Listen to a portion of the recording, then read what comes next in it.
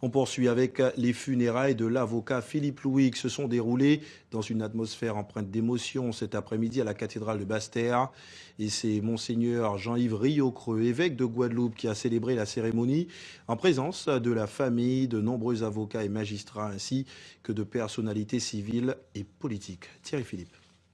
Avec l'avocat Philippe Louis, ce sont 55 ans d'un univers de plaidoirie qui quitte le barreau de la Guadeloupe.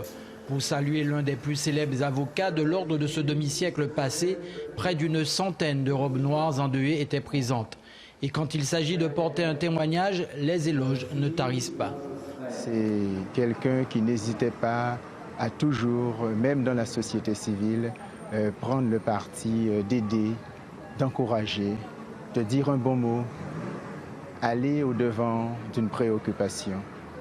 Et en cela, il a su donner toutes ses qualités à sa profession. Philippe, lui, était quelqu'un d'exceptionnel et nous avons perdu là une grande figure de notre barreau. En correctionnel, au civil ou encore devant la cour d'assises de Basse-Terre, Philippe Louis a su mener de main de maître ses plaidoiries. Il avait de multiples facettes, mais la plus belle, c'était le talent oratoire qu'il avait. Je l'ai toujours dit, c'était le meilleur d'entre nous.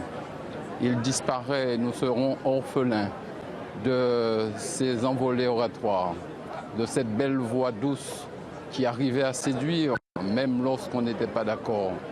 On sera également orphelin de son port, de sa présence, de ses qualités de poète et également de sa confraternité.